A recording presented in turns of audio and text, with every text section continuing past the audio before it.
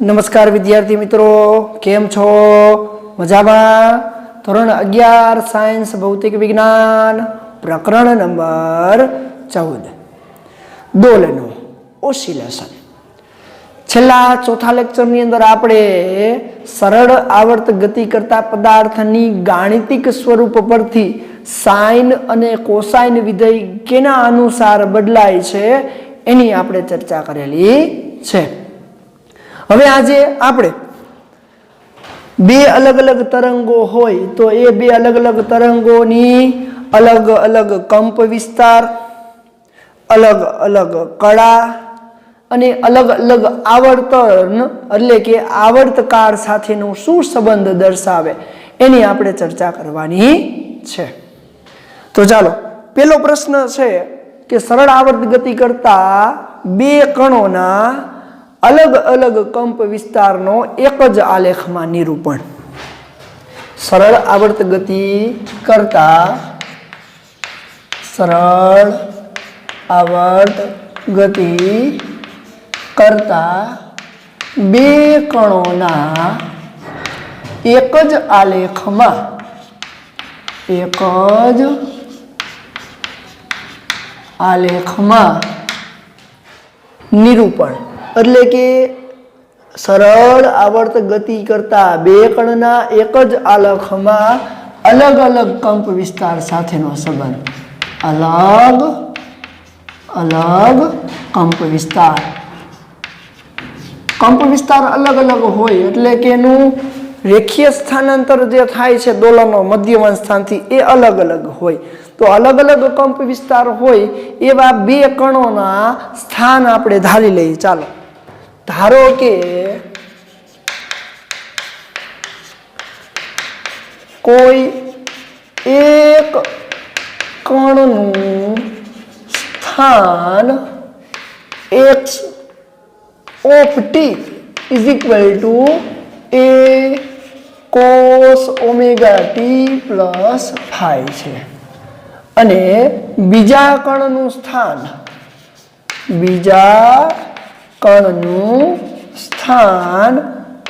x of t is equal to x1 કહી દો અને x2 કહી દો તો x2 of t is equal to b cos omega t plus phi અનુસાર બદલે।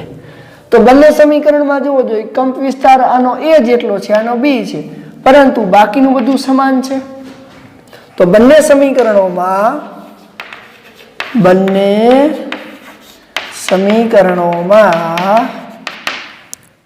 कंप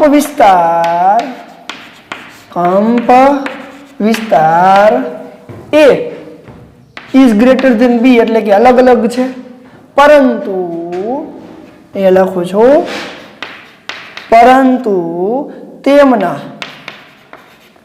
તેમની કળા ओमेगा टी प्लस फाई समान छे। चलो, कड़ा समान छे। तो कड़ा समान होय ओमेगा टी प्लस फाई जेमा फाई प्रारंभिक कड़ा समान छे अने अने तेमनो कोणीय आवृत्ति पण समान होय એટલે આવર્તકાળ પણ સમાન થયો। तो आवर्तकाल समान होय अने कड़ा समान होय एवा बे अलग अलग कण ने एक ज ग्राफ में दर्शाववा माटे तो अहीं कही शकाय के अहीं कड़ा आवर्तकाल अने कोणीय आवृत्ति समान होय परंतु कंप विस्तार अलग अलग होय। कंप विस्तार अलग होय तेवा बे कणो माटे। चालो, एवा बे कणोनो अहींया हूँ ग्राफ दोरू छूं। तो चालो, ग्राफ एकदम सहेलो छे, आपने खबर छे कोस विधेयनो ग्राफ समयनी सापेक्ष छे। एक सरखा समयनी अंदर पेला एम कीधुं छे के कंप विस्तार ए बी ना कंप विस्तार करता मोटो छे तो हूँ पेला ए नो कंप विस्तार चालू करूँ अहींयाथी रेडी तो आ प्लस ए अने आ माइनस ए वडे दर्शावाय खास जोजो प्लस ए अने माइनस ए चलो थोड़ुंक दूर दर्शावुं એટલે અહીંયા મિક્સ ન થઈ જાય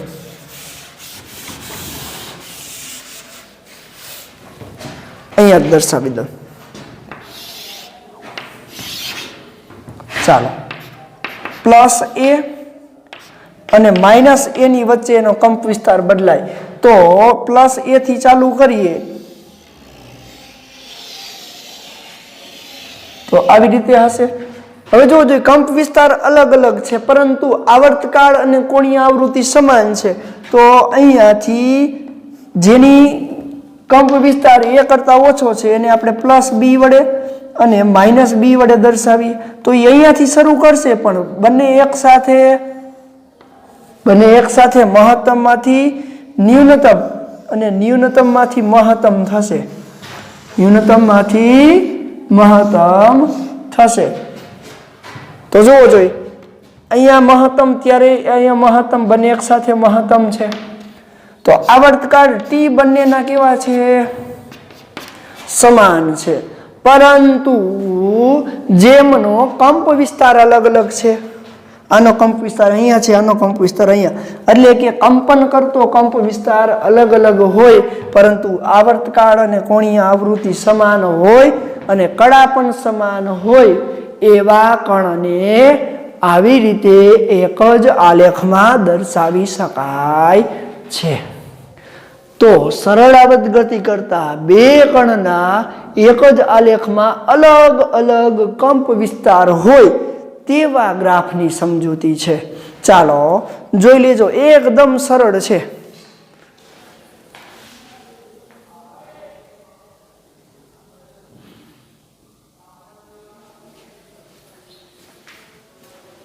चलो हवे आपणे वात करवी छे जेमनी अंदर बे सरळावत गति करता बे कणो एक ज आलेखमां अलग अलग कंप विस्तारनी जग्याए कंप विस्तार समान होय परंतु अलग अलग प्रारंभिक कड़ा अलग अलग होय એટલે કે फाई માં ફેરફાર હોય શેમાં फाई अलग अलग कंप विस्तार छे एनी जग्याए अलग अलग प्रारंभिक कड़ा होय अलग अलग प्रारंभिक कड़ा फाई में तफावत होय तो हमणां आपणे वात करी प्रमाणे के जेमनो कंप विस्तार हवे समान छे पण एक ज आलेखमां अलग अलग प्रारंभिक कड़ा फाई होय एवा आलेखनी बात आपणे करवी छे तो आपणे धारी लई चालो धारो के एक कणनु स्थान एक कणनु स्थान x1 of t is equal to a cos omega t જેટલું છે અને બીજા કણનું સ્થાન હું વિચારું તો બીજા કણનું સ્થાન x2 of t is equal to a cos omega t plus phi છે પ્લસ ફાઈ એટલે આના કરતા એ કળામાં પ્લસ ફાઈ જેટલું આ આગળ છે એટલા માટે આમાં પ્લસ ફાઈ જેટલું ઉમેરવું પડે છે જો તમે વર્તુળાકાર આવર્તનની અંદર સમજવાનો પ્રયત્ન કરો તો એક અહીંયાથી ચાલુ થાય છે અને પ્લસ ફાઈ ધારો કે બીજું અહીંયાથી ચાલુ થાય આ x બરાબર આ x1 of t નું દર્શાવો સ્થાન p1 કહું અને આ p2 છે તો જે x2 of t દર્શાવે t સમયે એ સ્થાન બતાવે એટલે કે એક અહીંયાથી ચાલુ થાય છે એક અહીંયાથી ચાલુ થાય છે એટલે કે કળામાં ફાઈ જેટલું આગળ છે જો એને આવી રીતે સમજવું હોય તો સમજી શકાય પણ અહીંયા આપણે વાત કરીએ તો જોવો જોઈએ કે બંને ઉપરથી કહી શકાય બંને સમીકરણો પરથી બંને સમીકરણો પરથી શું કહી શકાય છે તો કે કણ 2 એ કણ 1 કરતા કડામાં ફાઈ જેટલો આગળ છે એનો મીનિંગ તો કે બંને ઉપરથી કંપ વિસ્તાર સમાન છે, બધું સમાન છે, પણ કણ બીજો છે એ કણ પહેલા કરતા જ્યાંથી શરૂ થાય છે એના કરતા આગળથી શરૂ થાય છે એવું કહેવા માંગે છે. હવે એકાદું ઉદાહરણ લેવું હોય કે અહીં સમીકરણ 1 છે, આ સમીકરણ 2 છે. તો હાલો સમીકરણ અહીં કડા ફાઈ બરાબર π/4 અને આવર્તકાળ t બરાબર 2π/ω લેતા તો પેલું સમીકરણ કેવી રીતે લખી શકાય જોજો. x1 is equal to x1 of t is equal to a cos omega ની જગ્યાએ 2π અહીંયા લઈ ઓમેગાની જગ્યાએ 2π/t ઓમેગાની જગ્યાએ 2π/t તો 2π/t into t થાય. હાલો બીજું સમીકરણ શું થશે x2 of t is equal to a cos 2π/t ગુણ્યા t પ્લસ ફાઈ ની જગ્યાએ શું લેવાનું આપણે ધારી કે π/4 જેટલી આગળ છે π/4. હવે આ બંને સમીકરણમાં એક જ સમયે બંને સમીકરણમાં એક જ સમયની વાત કરતા હોય ત્યારે તો અહીંયા લખીએ કે t બરાબર 0 સમયે કણના સ્થાન હાલો t બરાબર 0 સમયે x1 માં t બરાબર 0 મૂકું તો શું થશે હાલો અહીંયા લખું છું x of 0 1 નું સ્થાન બરાબર a cos અહીંયા 0 મૂકી દઉં 0 મૂકી દઉં એટલે cos 0 એટલે 1 એટલે a હોય અને x of 2 0 એ જ સમયે cos π/4 મળશે. શું કામ આ 0 એટલે 0 π/4 cos π/4 એટલે cos 45 ની કિંમત વર્ગમૂળ 2 1 ના છેદમાં વર્ગમૂળ 2 તો એ વર્ગમૂળ 2 થી ચાલુ થાય છે. તો હવે એના ગ્રાફને સમજવો હોય તો આવી રીતે સમજી શકાય. બધી કિંમતો મૂકવાની જરૂર નથી. ચાલો અહીંયા પ્લસ a છે અહીંયા માઇનસ a છે, બંનેના કળાઓ અલગ અલગ છે, કંપ વિસ્તાર સમાન છે. ચાલો પેલું સ્થાન a થી ચાલુ થાય છે, પછી 0 એ આવશે, પછી માઇનસ a જશે, રેડી 0 એ આવશે, પછી માઇનસ a જશે, પછી પાછું આમ આવશે. આ સૂત્ર x1 of t નું છે.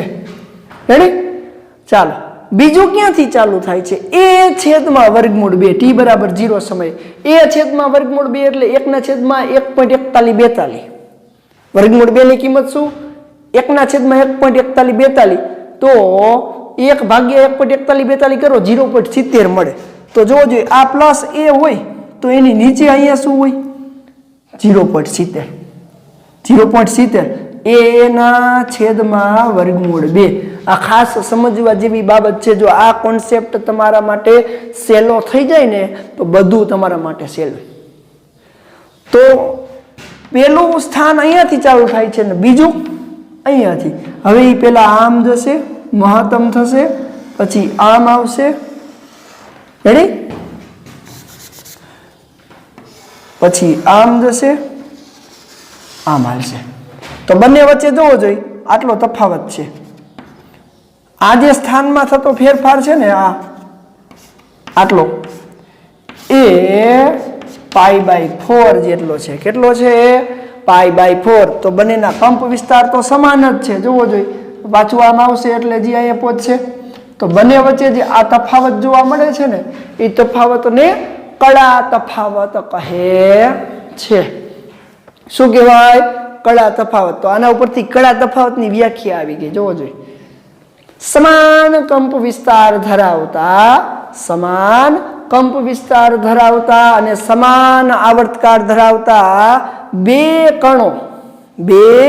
કણો એક જ સમયે જે સ્થાનાંતર દર્શાવે છે,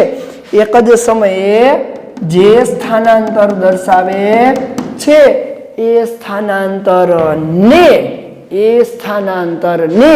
તે બે કણ વચ્ચેનો કળા તફાવત કહે છે. કળા તફાવત એટલે શું? તો કે અહીંયા બે કણોના કંપ વિસ્તાર અને સમાન આવર્તકાળ ધરાવતા હોય એવા કણો વચ્ચેના સ્થાનાંતરને તેમનો કળા તફાવત કહે છે.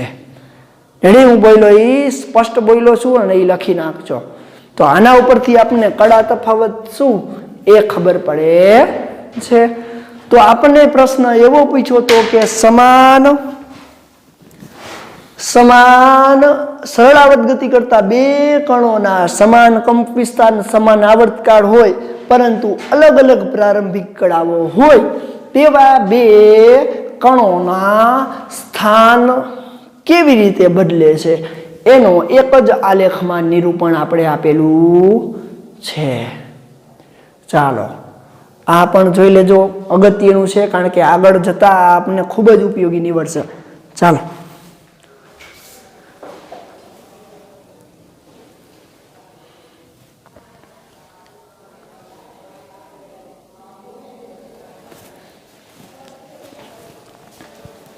ત્રીજો પ્રશ્ન છે.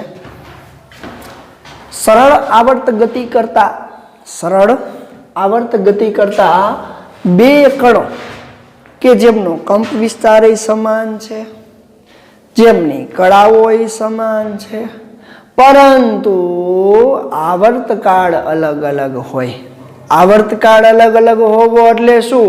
ઉદાહરણ તરીકે પૃથ્વીને સૂર્યની આજુબાજુમાં ભ્રમણ કરતા 365 દિવસ લાગે. સૂર્યની આજુબાજુમાં પૃથ્વીને ભ્રમણ કરતા 365 દિવસ લાગે. પણ પૃથ્વીની આજુબાજુમાં ચંદ્રને ભ્રમણ કરતા 27.3 દિવસ જ લાગે છે. તો આ જે આવર્તકાળ છે એ અલગ અલગ આવર્તકાળ દર્શાવે છે. તો સરળ આવર્ત ગતિ કરતા બે કણો એક જ આલેખમાં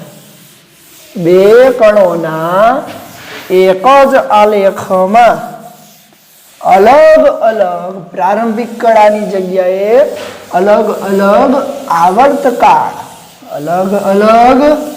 આવર્તકાળ હોય તો એને એક જ આલેખમાં કેવી રીતે દર્શાવાય એની આપણે વાત કરવી છે. ચાલો તો સરળ આવર્ત ગતિ કરતા પદાર્થના બે કણોના એક જ આલેખમાં અલગ અલગ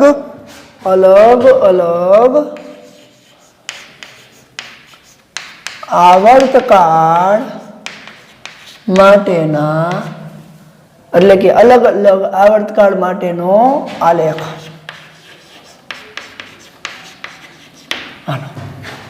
પહેલા કિસ્સામાં શું જોયું?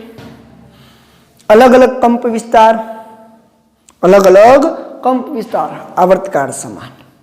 બીજા કિસ્સામાં કંપ વિસ્તાર સમાન, આવર્તકાળ સમાન, પરંતુ બંને વચ્ચેનો ફેઝ ડિફરન્સ એટલે કે કળા તફાવત અલગ અલગ છે. હવે આપણે વાત કરવી છે બે કણોના એક જ આલેખની અંદર અલગ અલગ આવર્તકાળ ધરાવતા હોય એવા કણોની વાત કરવી. ચાલો ધારી લઈએ. ધારો કે એક કણની કોણીય આવૃત્તિ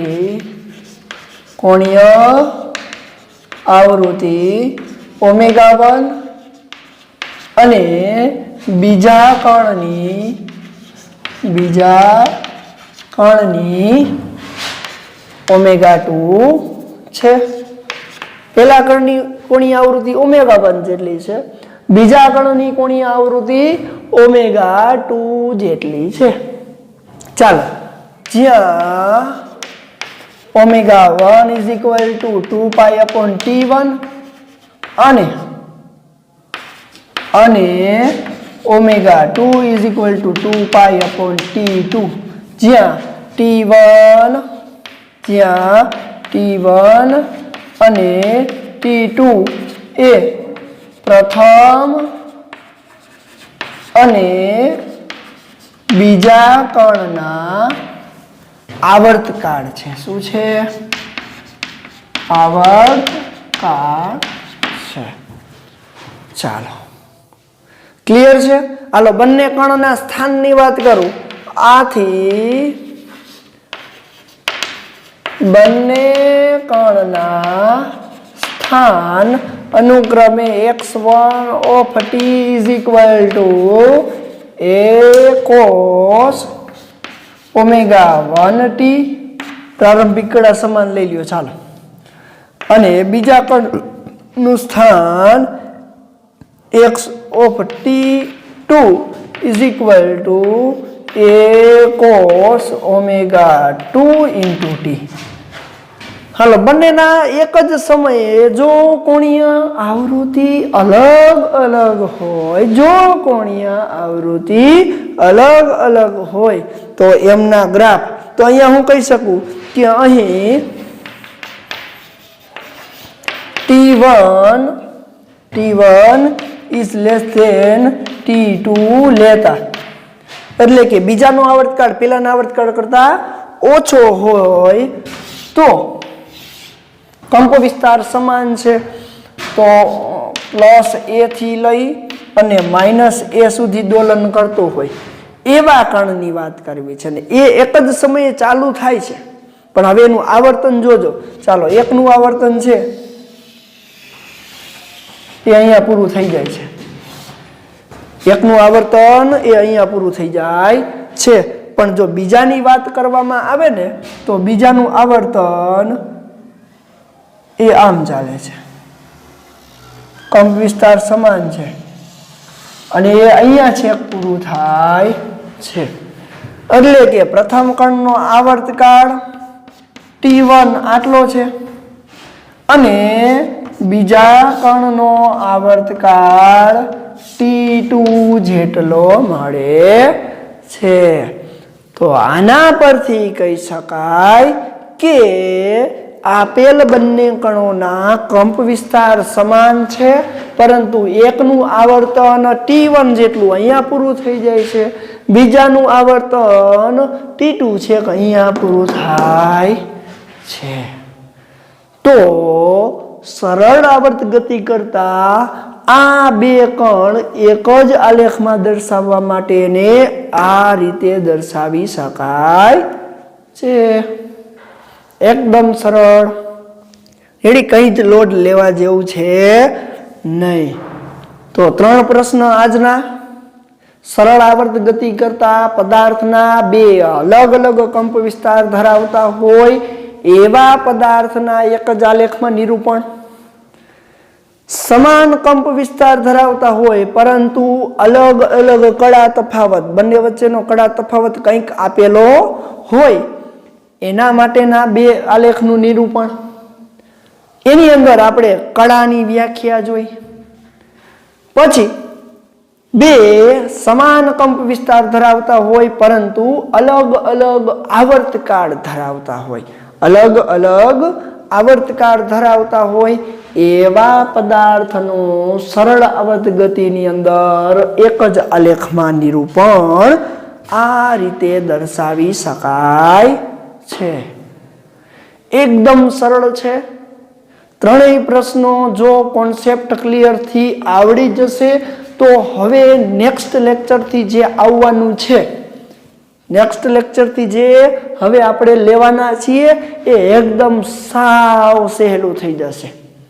કેવું થઈ જશે? સાવ સહેલું થઈ જશે. પણ ખાસ આ આપણને આવડવા જોઈએ. કડા એટલે શું, કોણીય આવૃત્તિ એટલે શું, આવર્તકાળ એટલે શું, કંપ વિસ્તાર એટલે શું અને ખાલી આવૃત્તિ એટલે પણ શું એ પણ આપણને ખબર હોવી જોઈએ. કારણ કે ખાલી આવૃત્તિ એટલે આપણને ખબર છે ઓમેગા બરાબર 2 પાઈ ઇન્ટુ મ્યુ. કારણ કે 1/t 1 આવર્તકાળના ઊંધાને એની આવૃત્તિ કહેવાય, એટલે કે સંખ્યા એક આવર્તન એટલે કે જે સમયે જેટલા આવર્તન કર્યા છે એની સંખ્યા વડે દર્શાવાય. આ બધું કોન્સેપ્ટ ક્લિયર હશે તો કંઈ જ પ્રોબ્લેમ થશે નહીં. ક્લિયર છે? એકદમ સહેલું. ચાલો જોઈ લેજો, બધું જ વ્યવસ્થિત લખી લેજો રફ બુકમાં અને પાકી બુકમાં પણ.